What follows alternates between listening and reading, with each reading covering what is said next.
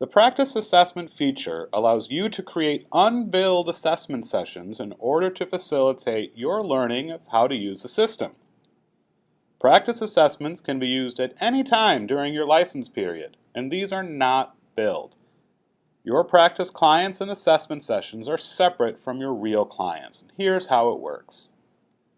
Upon logging into the website, you'll find this green Practice Assessment button. Clicking this will bring you to your practice client roster, which is empty at the start. You create the client profile satisfying the same fields as normal. Here's a tip.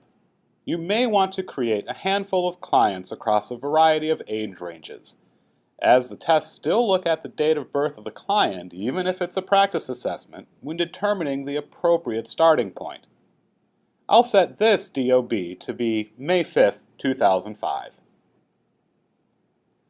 Upon saving, I'm brought to my library of tests, and I can select one by clicking the radio button here and hitting the next button. I'm now prompted to schedule the test.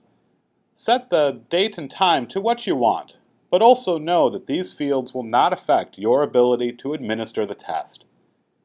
Hitting the Finish button brings us to the Assessments tab, where we'll find our practice assessment here properly labeled.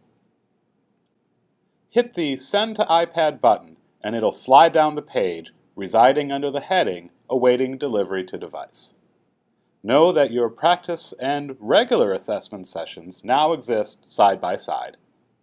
Okay, we're now looking at my iPad, and I'll tap on the Assess app and enter the same username and password I used when logging into the website. Practice assessments continue to be color identified with green. I'll tap my practice assessment, navigate to the Battery tab, and start the test. The test will have this green label at the top, and tapping it, it will expand out. This gives you a constant visual reminder that this is a practice assessment, so as to ensure you won't mistakenly administer this to a regular client. The subtests will function as normal, so I'll administer these two sample items and arrive at the starting point message. Okay, I'm now going to fast forward to the end of subtest card. Know that all scaled, standard, composites, and raw scores are defaulted to 0. I'll tap this colorful Q to return to the app home screen. I'll sync this data back to the website through this Sync button. Let's now take a look at how this practice data is handled on the website. I'll return to the dashboard and click on this assessment session from the center column. You'll find the Create Report, Export, and Item Level Scores buttons have been disabled, as this pop-up indicates.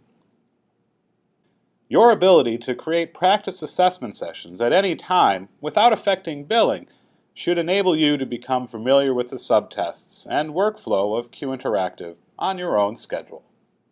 Thank you.